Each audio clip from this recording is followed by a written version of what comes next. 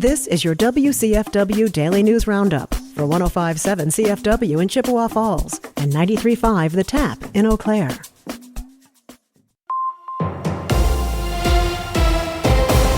For 105.7 CFW News, I'm James Kelly.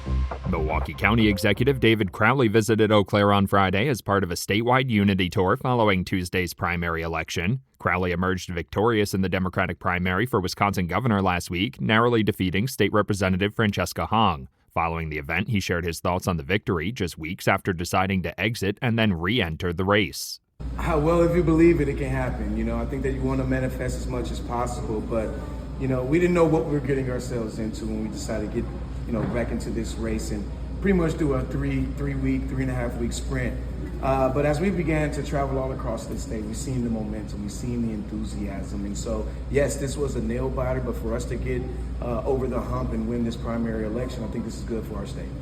Crowley also shared his views on data center developments, an issue that will be at the forefront of the gubernatorial race. He says local communities should have the power to make the final decision on whether to allow one of the facilities to be built in their area, with measures in place to protect the environment and protect local residents from being forced to foot the bill. Well, local communities should be able to make the final decision on whatever the heck that they want, right? And I think that local communities don't feel like they've had a seat at the table because they've been steamrolled due to, laws like the SPEED Act that Tom Tiffany actually passed that allows these data centers to do whatever they want without having nothing stand in their way. And so what we have to do is make sure that we are protecting our communities, we're protecting our environment, and protecting the jobs of the future. So all these data centers, they need to pay their own way. Not one single dime should be passed on to any Wisconsin taxpayer. And we have to protect ourselves. And at the end of the day, that's what we're going to do. Now officially the Democratic nominee, Crowley will face off with Republican nominee Congressman Tom Tiffany for Wisconsin governor in November. For 105.7 CFW News, I'm James Kelly.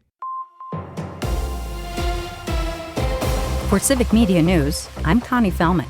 Hunters can take action today. Bonus antlerless deer permits go on sale today in Wisconsin, with the numbers available depending on local deer populations. Forest Zone hunters get the first chance to buy, while Central Farmland Zone sales start tomorrow. Southern Farmland Zone sales begin Wednesday. All remaining zones open Thursday. The DNR says online buyers may be placed in a virtual waiting line, and people who enter the website will be assigned spots at random. A man in Madison will be spending more than 5 years in federal prison for illegally having a firearm.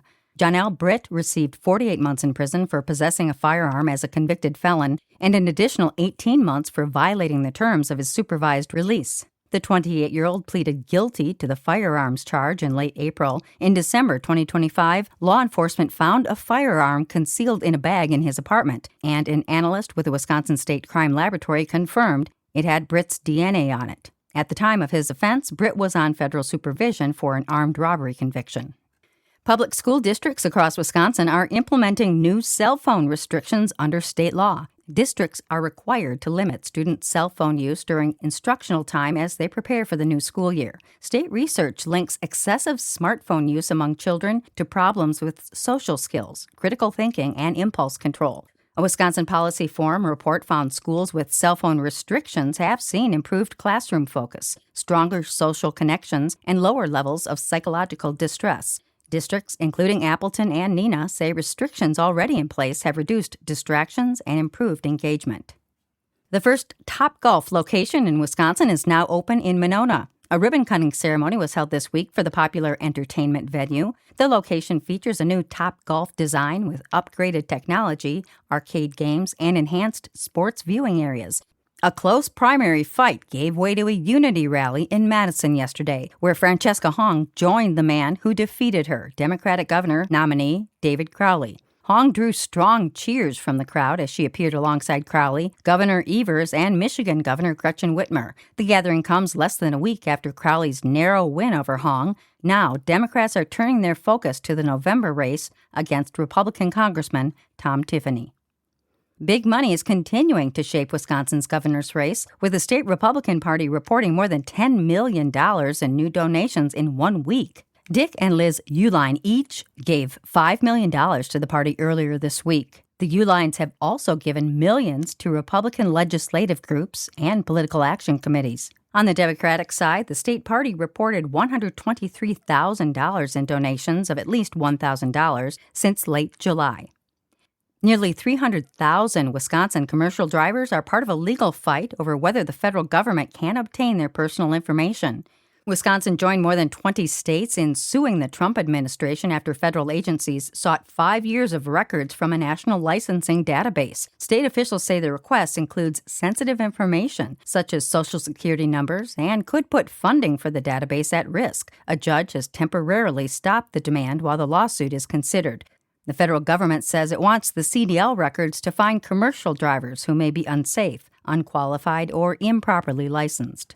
State officials say simple safety steps could save lives as Wisconsin leads the nation in fatal ATV and UTV crashes. The DNR reports 29 deadly incidents so far in 2026, including 15 rollovers. Wisconsin law also requires riders involved in a crash to report it to law enforcement right away and file a written report with the DNR within 10 days. And that's your state news update. I'm Connie Fellman for Civic Media News. Tucker Kraft is back. Hi, I'm Mike Clemens with sports from training camp in Green Bay, where the Packers' number 85, Tucker Kraft, is back at tight end, taking snaps during 11-on-11. Head coach Matt LaFleur. I think you could be in for a treat today. Kraft back after suffering a torn ACL 9.5 months ago. I asked him if he's on a limited snap count for now. Yeah, snap count for sure. Like I've said since the beginning of training camp, they have a plan for me, and week by week, they're going to gradually increase my snap count depending on the full rep range of practice. So, my job is just out there and answer when my number's called. The Packers play the Broncos in Denver this Friday. Baseball, the Brewers back home and have tonight off before hosting the Seattle Mariners tomorrow night. Lefty Kyle Harrison gets the start against Seattle right-hand pitcher Bryce Miller. The Brewers beat the Dodgers on Sunday, 6-2. Logan Henderson with the win. The Crew took the series in L.A. 3-1. With sports, I'm Mike Clemens. Chippewa Valley weather.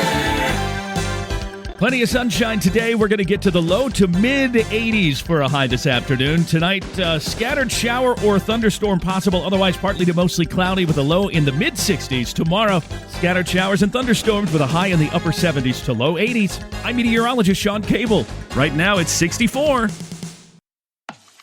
That's your WCFW and the TAP Daily News Roundup from Civic Media. Subscribe to this podcast on Spotify, Apple, or wherever you find your podcasts. Find more news at WCFW.FM or thetap.fm.